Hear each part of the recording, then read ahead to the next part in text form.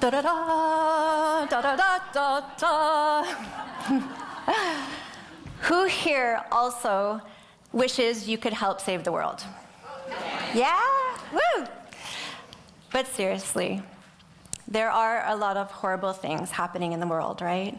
There's starvation, war, terrorism, homelessness, domestic violence. I mean, the list goes on. And it tugs on my heartstrings a lot. And as a highly sensitive and empathic person, it can either motivate me or crush me.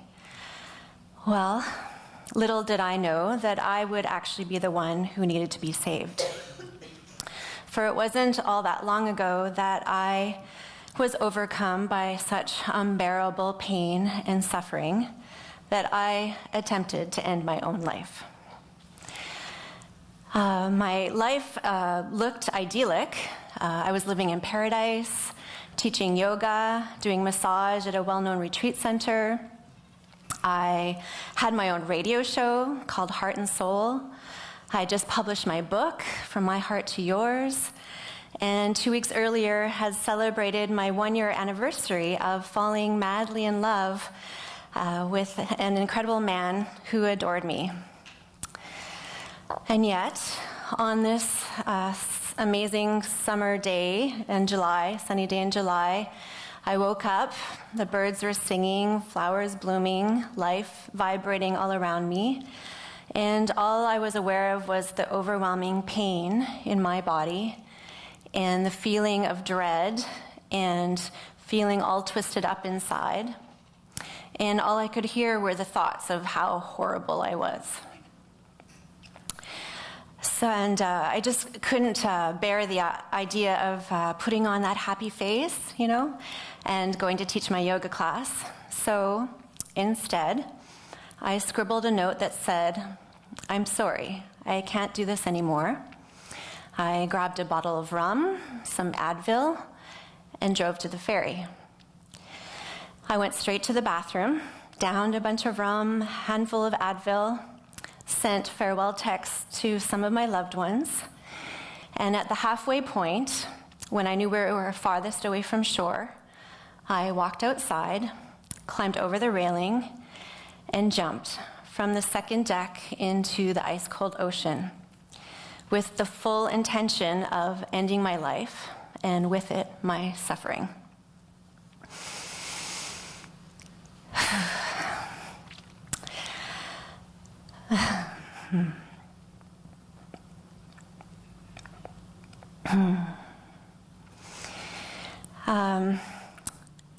Not exactly the legacy I'd hoped to leave.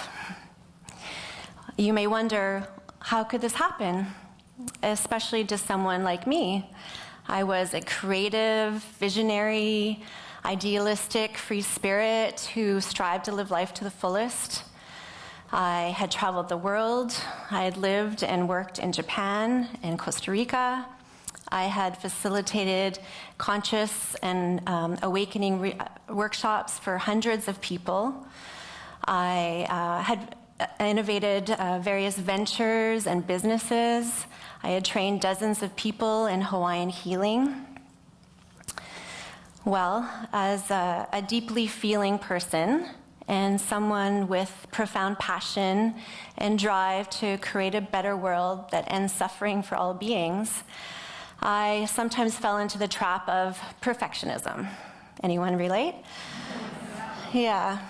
And so would put this immense pressure on myself to achieve some elusive measure of success and invalidating myself in the process. Nobody knew the depth of my pain. I had become an expert at hiding and pretending. I have a theatrical background, if you couldn't tell.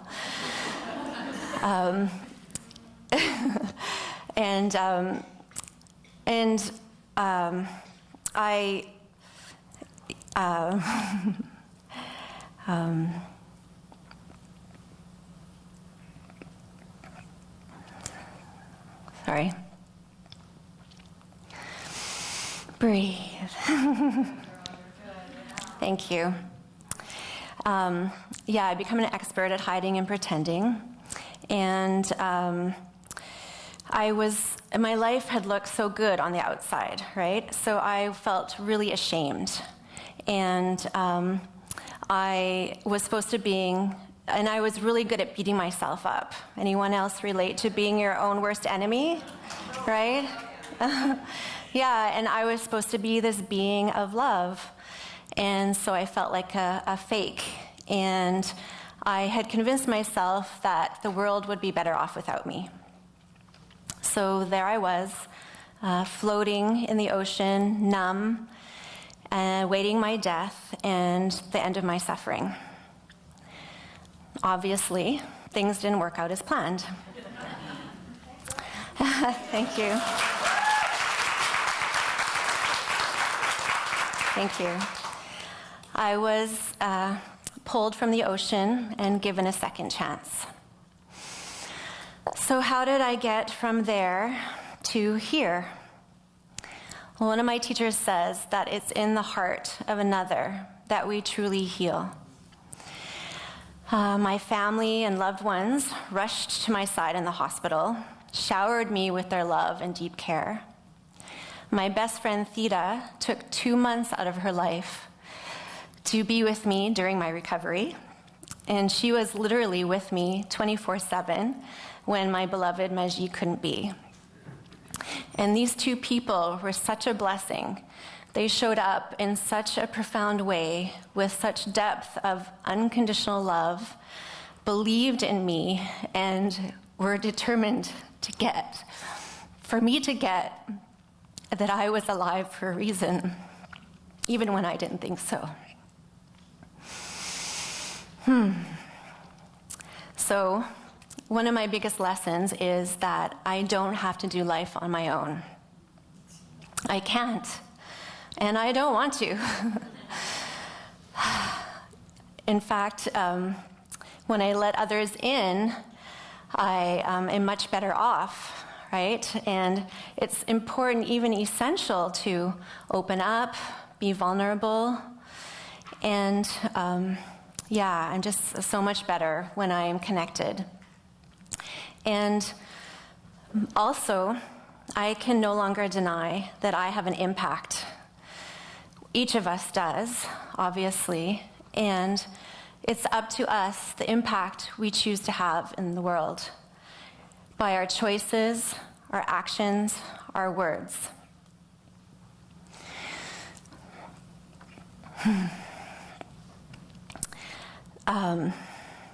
And in getting this lesson, it actually brings meaning and purpose to our lives and helps us get through the challenges of self-doubt and fear and overwhelm.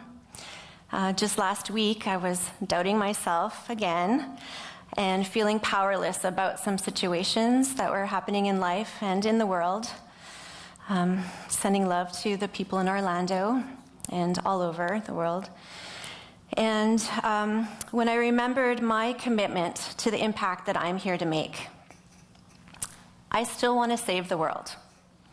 I realize, though, that I can't do it all on my own. But I envision a growing collective of superheroes. A superhero being someone who, despite being flawed, harnesses our powers for the good of others. So what are these powers, and how do we harness them? Well, there's the greatest superpower I believe in, which is our love and compassion. And I know from personal experience that we can grow our capacity to love and be loved. There is our incredible mind, which can work against us or for us. And science has proven that our brains change according to how we use them. There is our warrior spirit, and the stand that we are willing to take for what we believe in. There's our presence and how we show up, and of course our voice and how we use it, and many more.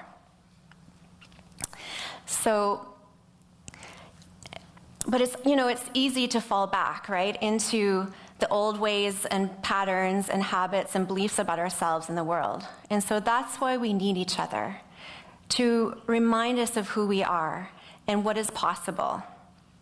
So, Let's save the world. Or at least have an amazing time trying, right? And we don't have to be perfect. We just have to do our best, taking personal responsibility for ourselves and our lives, harnessing our powers, and making conscious choices aligned with our values and being in service to others. And of course, it starts with ourselves. And so if you have vision and passion, but are stopped by negative thinking, fears, or hiding or pretending, please do come and connect with me. I am here to support you to own who you are, to harness your powers, and to make the powerful impact that you are here to make. So my hope is that we spread our wings together and make the most beautiful butterfly effect that you can imagine.